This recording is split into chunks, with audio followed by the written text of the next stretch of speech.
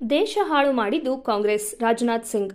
ಈ ಹಿಂದೆ ಆಡಳಿತ ನಡೆಸಿದ ಹಿಂದಿನ ಕಾಂಗ್ರೆಸ್ ಸರ್ಕಾರಗಳು ಭ್ರಷ್ಟಾಚಾರದಲ್ಲಿ ಮುಳುಗಿದ್ದವು.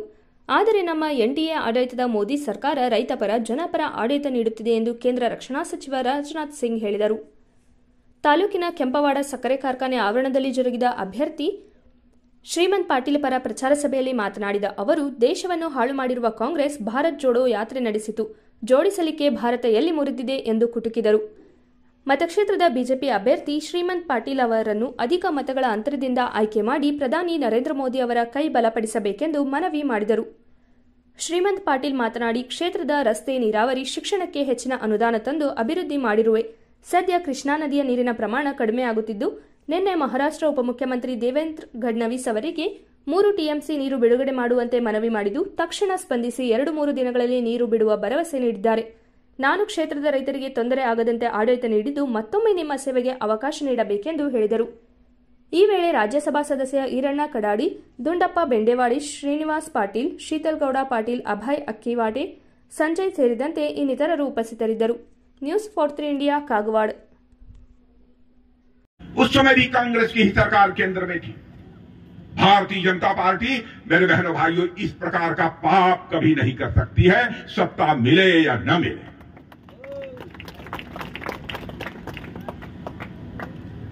संविधान की मनसा के खिलाफ हम कभी काम नहीं करते।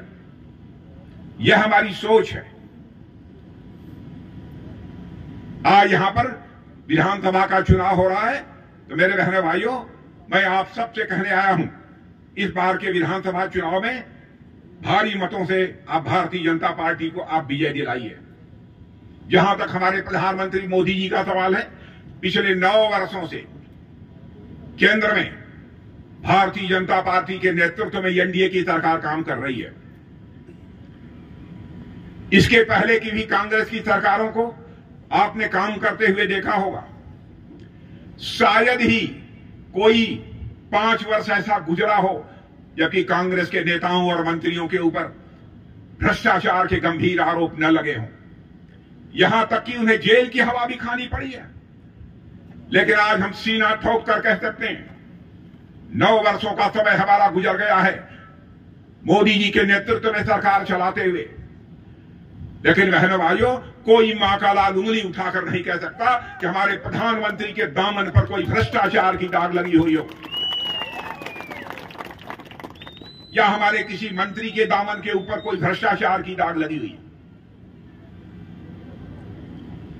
अभी हमारे यहां राज्यसभा के मेंबर ऑफ पार्लियामेंट ईरन्ना कडाडी जी आपसे चर्चा कर रहे थे कि क्या क्या किया है मोदी जी ने प्रधानमंत्री बनने के बाद। मैं उसको दोहराना नहीं चाहता, लेकिन मैं आपको याद दिलाना चाहता हूं भ्रष्टाचार के सवाल पर। राजीव गांधी जी जब भारत के प्रधानमंत्री थे, बहनों भाइयों, मैं राजीव गांधी जी की आलोचना करने के लिए खड़ा नहीं हुआ हूं। कोई भी प्रधानमंत्री हो, हम हर प्रधानमंत्री के प्रति मेरे मन में अच्छा भाव रहता है। लेकिन उन्होंने उस समय कहा था कि हमारे देश में करप्शन इतना है, भ्रष्टाचार इतना है कि मैं क्या करूं। 100 पैसा यदि मैं भेजता हूं नीचे के लिए, तो बामुश्किल 14 पैसा लोगों की जेबों में पहुंच पाता है। यह बात राजीव गांधी जी ने कही थी। इसका समाधान क्या हो सकता था, इसे कांग्रेस के लोगों ने नहीं बतलाया। लेकिन हमारे प्रधानमंत्री को आपने देखा, हमारा